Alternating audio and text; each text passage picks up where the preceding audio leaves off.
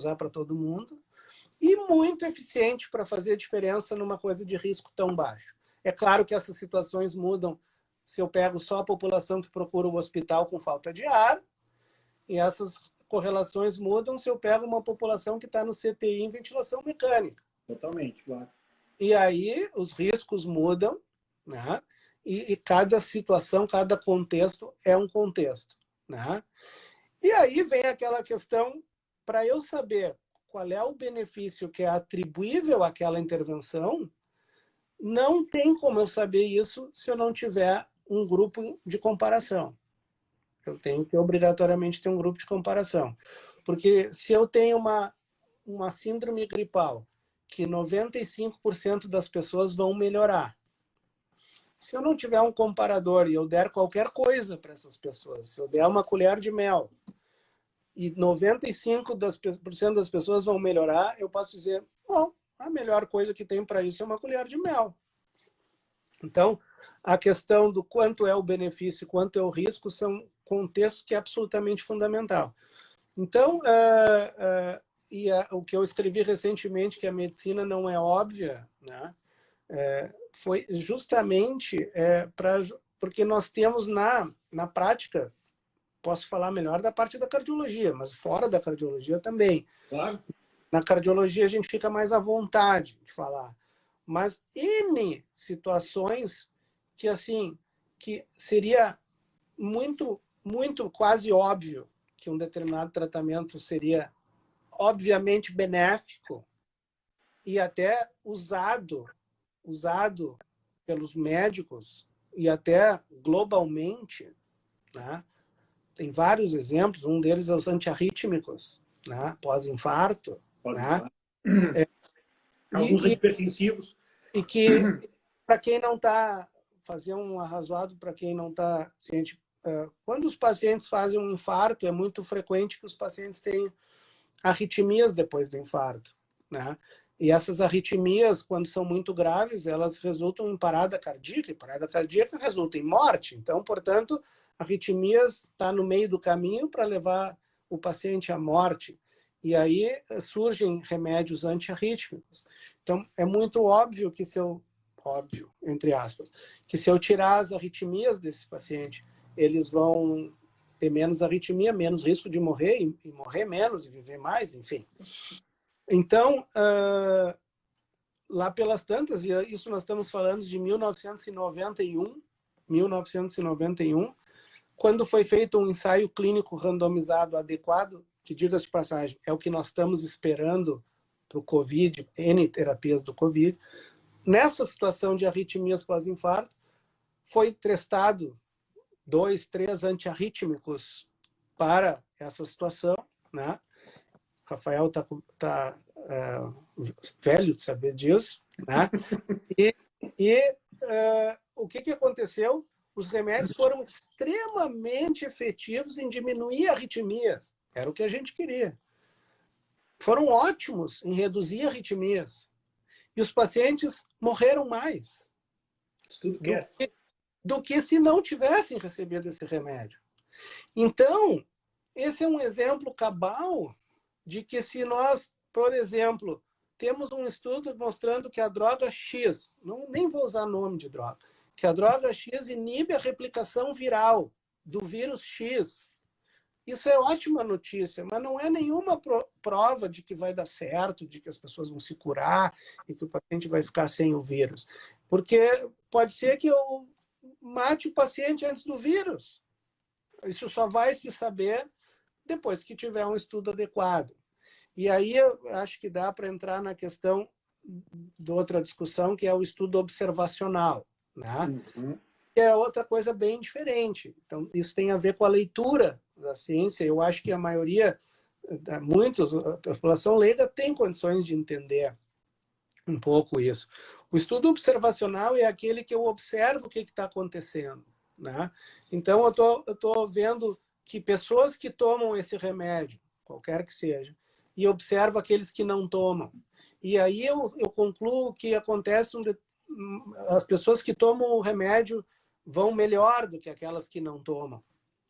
Então eu poderia concluir, olha, esse remédio provavelmente pode ser que seja bom, está associado a uma melhora, né? Só que eu observei as pessoas que tomam o remédio e as pessoas que não tomam. Porém, o que fez as pessoas tomarem o remédio torna elas um grupo distinto do grupo das pessoas que não tomaram o remédio. E por vários fatores. Ou porque aquela que tomou teve acesso ao remédio e a que não tomou não teve acesso. Ou aquela que tomou tem dinheiro para comprar o remédio e a que não tomou não tem. Aquela que tomou o remédio tem todo um sistema de saúde melhor do que aquela que não tomou. Aquela que tomou o remédio faz mais exercício do que aquela que não tomou. Então, eu não posso dizer que aquele remédio foi o que fez bem. Porque, na verdade, eu estou comparando laranjas e maçãs e eu não tenho como saber. Mas, saiu agora no New England um estudo observacional para o tratamento do Covid, que foi neutro. Ou seja, tomando e não tomando foi igual. Mas, bom, os pacientes que tomavam eram um grupo mais grave do que o grupo que não tomava. Então, já são grupos diferentes para partida de conversa. Já são grupos diferentes. Estou comparando bicicletas com automóvel, né? Muito bem. Então, dá para argumentar, bom, se eles eram mais graves e tomaram remédios que foram menos graves e não tomaram, talvez eles acabaram sendo parecidos porque os graves ficaram menos graves por conta do remédio. Pode ser uma interpretação. Mas ele só gera hipóteses. São estudos geradores de hipóteses. Né? Gera hipótese e abre, claro, esses estudos não têm validade? Tem validade para tirar um retrato daquela circunstância e que vai servir para outros estudos. E assim que caminha a humanidade. Caminha a humanidade, exatamente. A ciência é isso.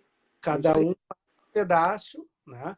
Um pesquisa o vírus, o outro pesquisa botar o remédio lá no tubo de ensaio e observa o que acontece. O outro bota o vírus num rato e dá o remédio para o rato.